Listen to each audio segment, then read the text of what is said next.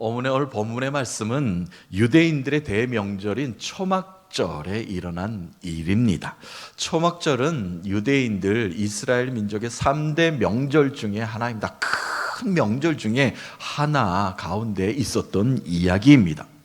이 초막절은 가을이 되어서 이제 수확의 계절을 맞이하여 이스라엘 백성들 광야 가운데 하나님이 먹이시고 입히심에 감사 고백하면서 초막 지어놓고 가족들과 함께 광야 생활을 한번 체험해보는 시간을 보내는 거예요. 그래서 하나님이 우리를 먹이셨다, 보호하셨다, 우리의 모든 것들을 인도하셨다는 것을 기념하는 명절입니다. 이 땅의 삶이 초막과도 같은 나그네 인생 아닙니까? 잠시 머물다가 가는 인생이지만 영원한 집이 예비되어 있을 것을 믿음으로 감사하며 고백하는 절기이기도 합니다. 우리는 잠시 잠깐 이렇게 초막을 지어놓고 없어질 것이지만 영원한 하나님의 나라는 이미 예비되어 있고 우리의 믿음의 고백으로 하나님은 우리를 그곳으로 부르고 계시다는 것을 고백하는 절기이기도 하다는 말씀입니다. 이 절기는 일주일 동안 계속 진행이 되었습니다. 7일간 계속 이루어졌다는 이야기입니다.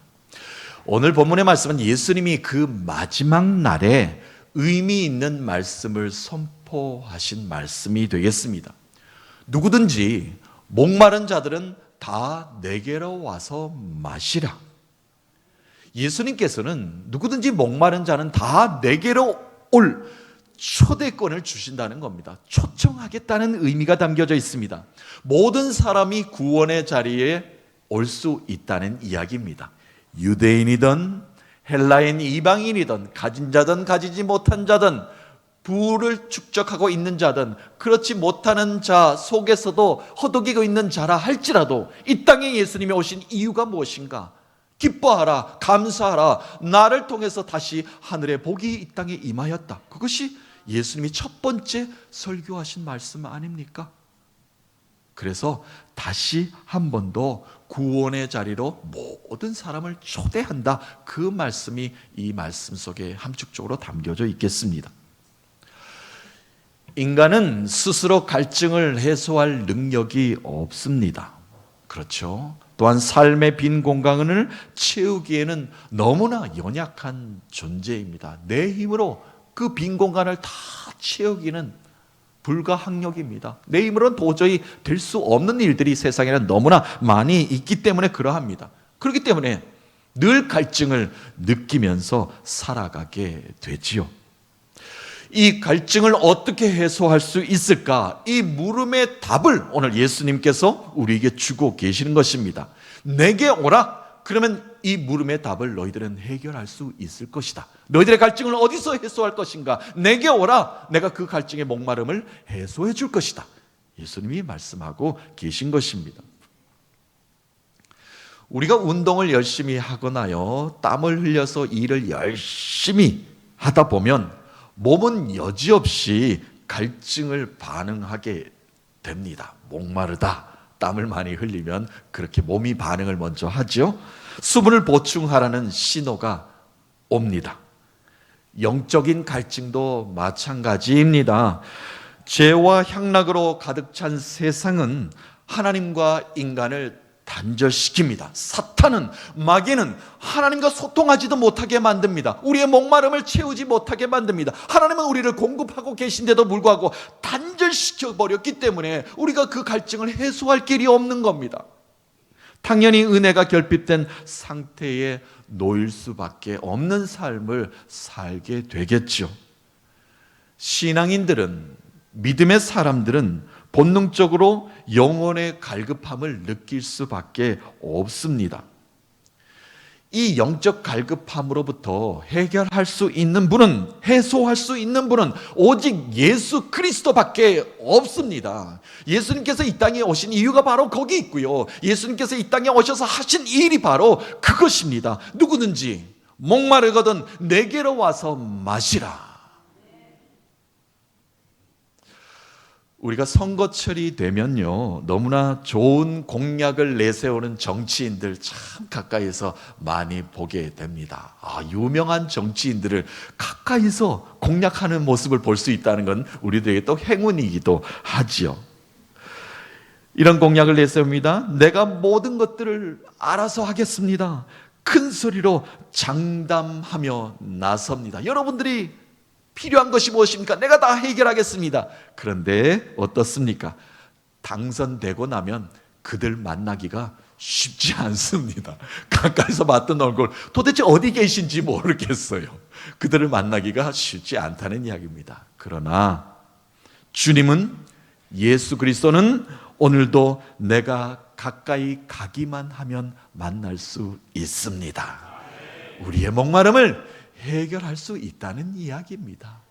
우리가 가까이 가기만 하면 그 자리에 늘 계십니다. 늘 거기에서 우리를 지켜보고 계시는 주님이시라는 이야기죠.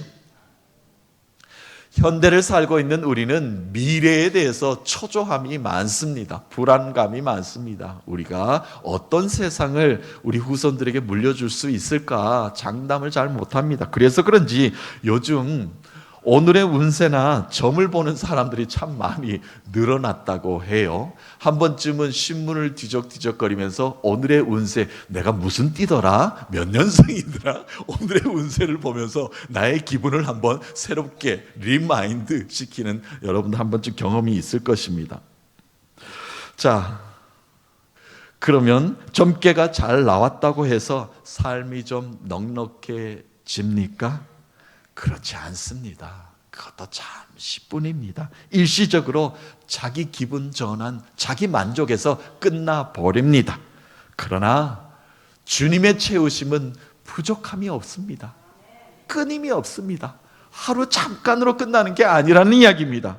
영원히 목마르지 않을 큰 기쁨을 우리에게 안겨주시는 분이 바로 살아계신 예수 그리스도십니다. 그리고 늘 준비된 은혜로 내 영혼의 갈급함을 채워주신다는 겁니다. 나의 필요를 늘 아셔요. 그래서 나는 준비되지 못하지만, 나는 준비할 자격도 없고 힘도 없지만 주님께서는 이미 예비해두고 준비해 계신 것을 보여주신다는 이야기입니다. 얼마나 감사한 일입니까? 사랑하는 성도 여러분, 이 시간 예배를 통하여 영적 갈급함이 해소되는 귀한 시간 되시기를 예수 그리스도의 이름으로 축복합니다. 사마리아 땅에 수가성이라는 작은 성이 있었어요. 마을이 있었는데 한 여인이 등장을 합니다. 영적인 목마름, 갈증을 해소할 길이 없어서 물동이를 들고 우물에 이 한 여인이 나오게 되었죠. 예수님이 그 길을 지나가시다가 이 여인을 마주치게 됩니다. 그리고 생명과도 같은 귀한 말씀을 그 갈급한 마음에, 갈급한 영혼에게 말씀을 주셨습니다. 이 말씀입니다. 내가 주는 물을 마시는 자는 영원히 목마르지 아니하리라. 내가 주는 물은 그 속에 영생하도록 솟아나는 샘물이 되리라. 이 여인에게 얼마나 큰 힘이 되었겠습니까? 얼마나 위로가 되는 말씀이었겠습니까? 이 말씀을 주님께서는 주셨습니다. 또한 예수님께서 기적의 사역을 베푸시다가 오병이어의 기적을 베푸셨습니다.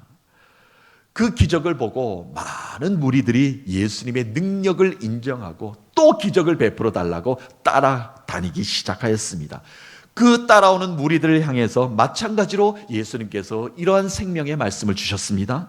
나는 생명의 떡이니 내게 오는 자는 결코 줄이지 아니할 터이요 나를 믿는 자는 영원히 목마르지 아니하리라.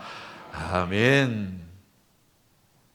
오늘 우리가 읽었던 이 초막절 마지막 날, 명절 마지막 날에도 예수님께서 그 같은 말씀을 선포하고 계신 것입니다.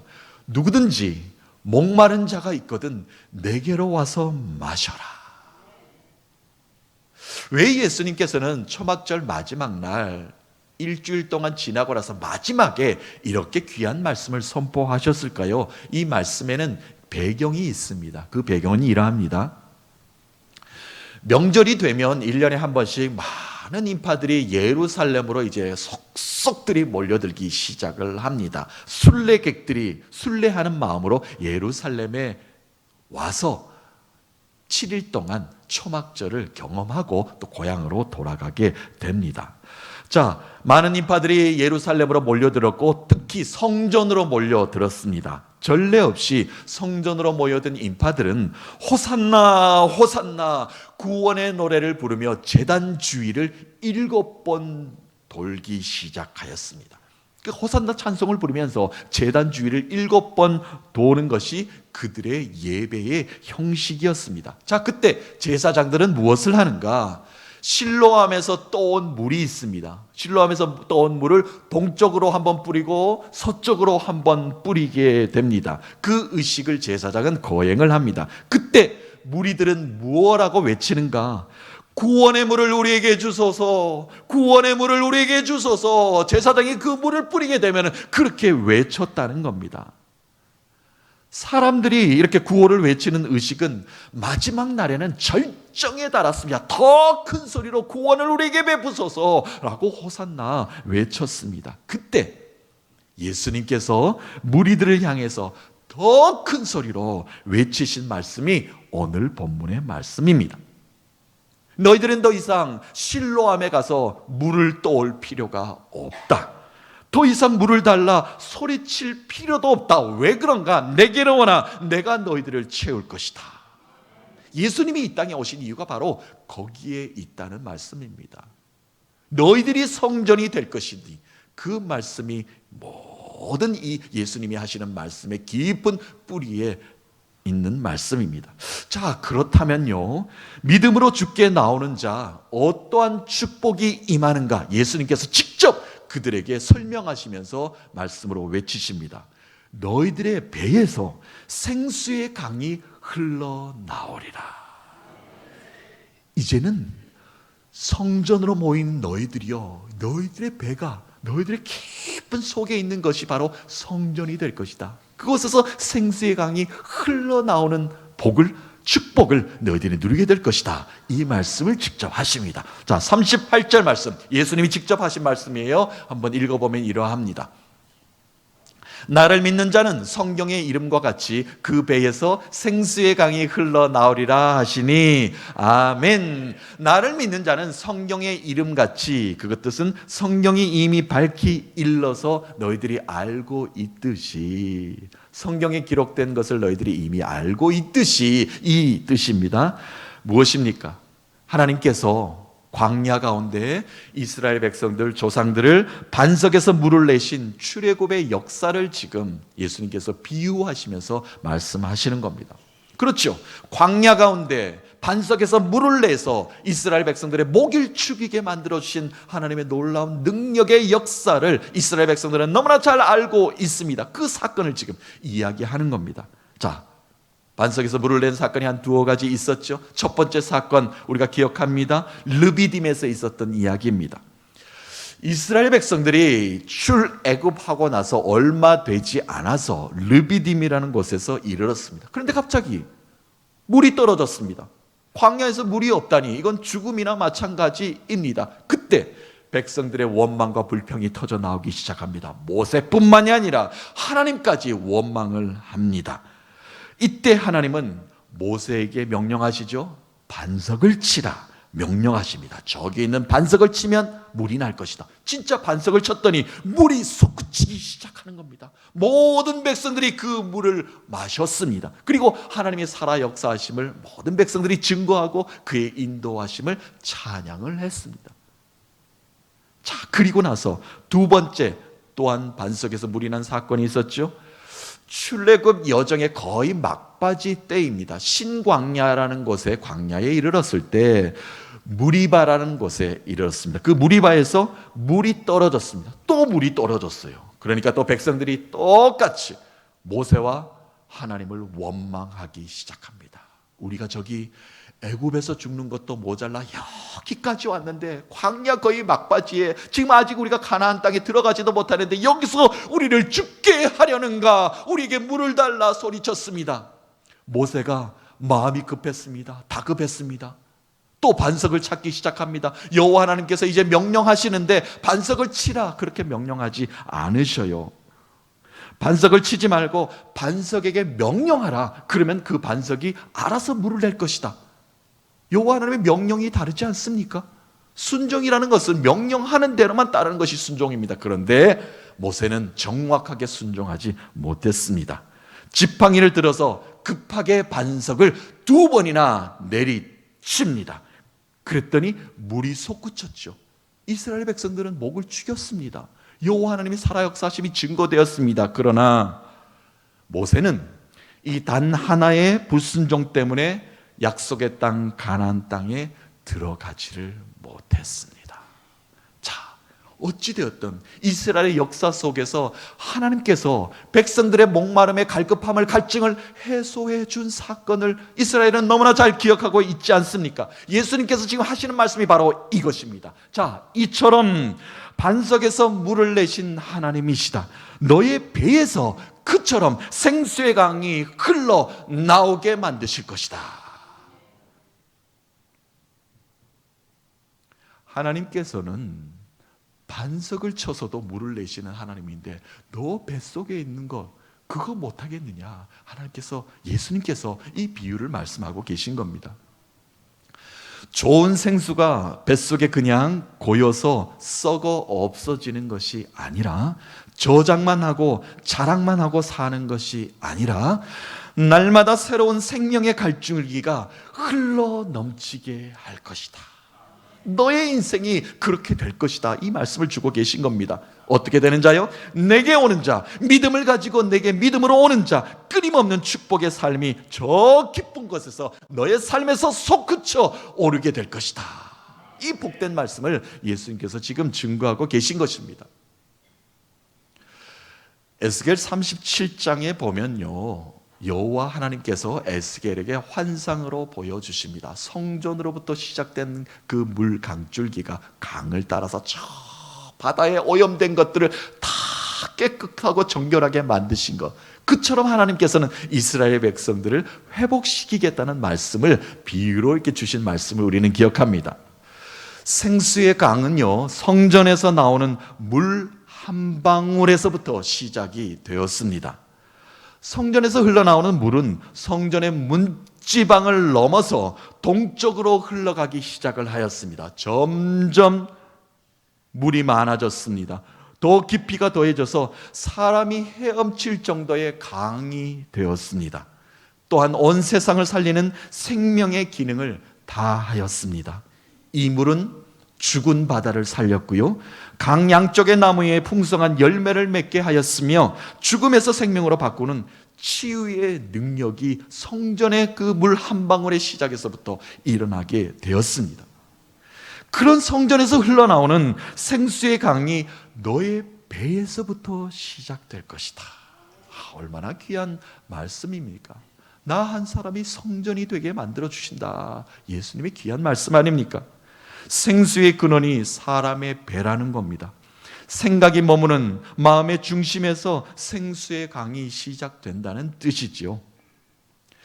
예루살렘의 성전에서 생수가 흘러나오기만을 기다리고 있을 것이 아니라 이제는 한 사람 한 사람의 성전에서부터 시작된 그 생수의 강이 될 수 있다라는 것을 선포하는 그런 시대가 이제 되었다는 것을 예수님이 선포하시는 겁니다. 누구에게 이런 축복이 임합니까? 예수를 믿는 자, 믿음이 있는 자, 믿음으로 예수 앞에 나오는 자, 그 삶의 중심에서 생수의 강을 경험케 될 것입니다.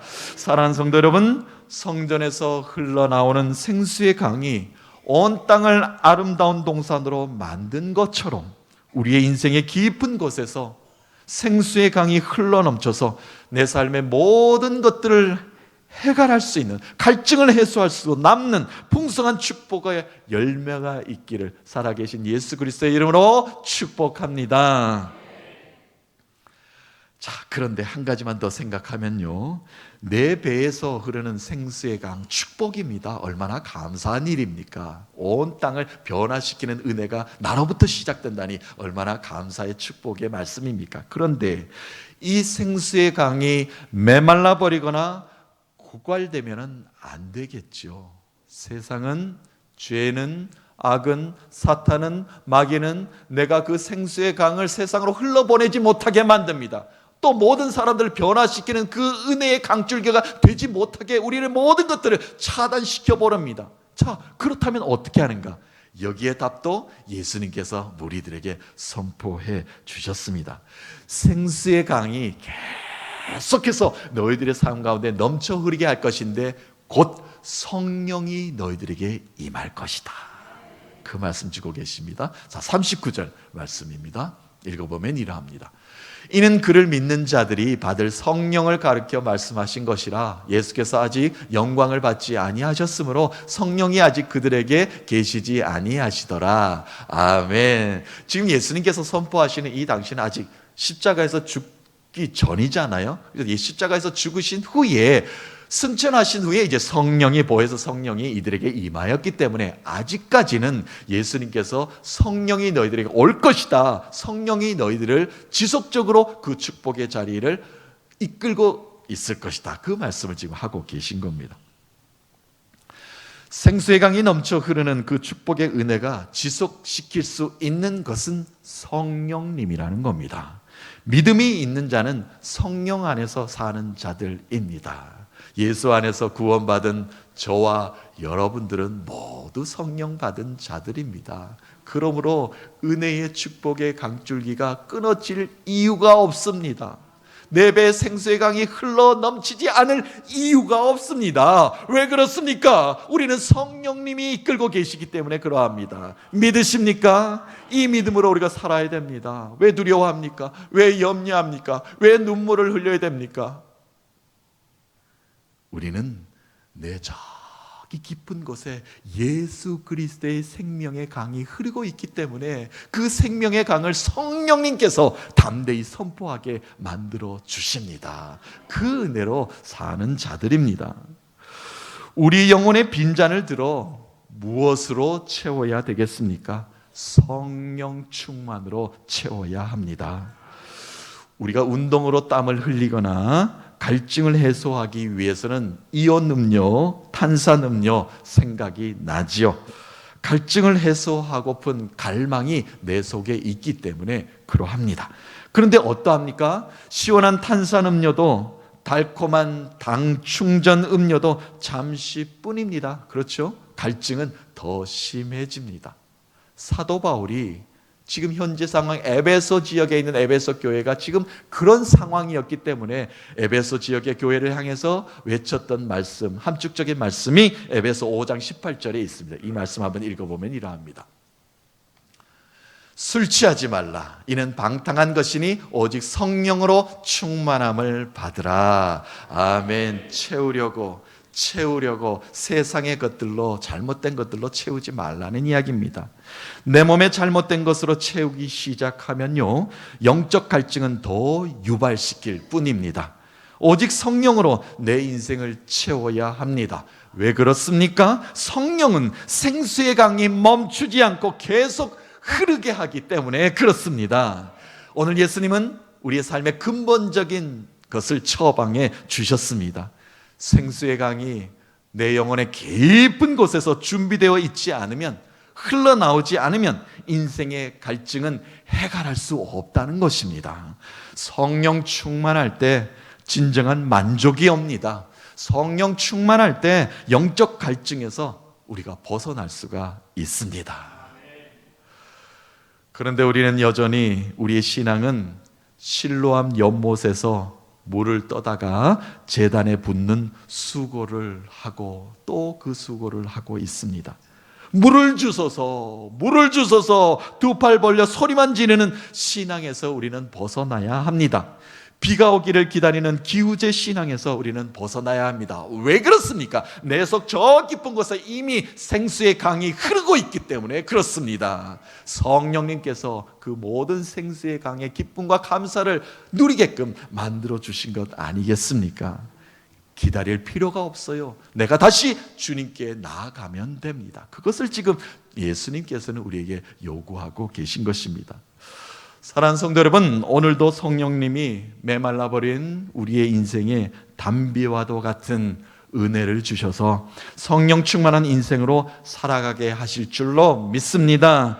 생수의 강이 흘러넘쳐서 모두가 다시 살아나는 기적과도 같은 은혜가 오늘 이 시간 우리에게 임할 줄로 믿습니다. 우리는 마셔도 목마른 시대의 갈증의 시대를 살아가고 있습니다. 어디 가서 이 갈증을 해소할 수 있겠습니까? 영혼의 갈급함이 있는 자, 목이 마른 자, 주님께 한 발 더 가까이 다가가십시오. 우리의 믿음을 보신 주님은 갈급한 심령에 담비와도 같은 목을 죽여주실 것이며 내 영혼의 저 깊은 곳에서 생수와도 같은 강이 흐르는 찬송을 다시 부르게 만들어 주실 것입니다.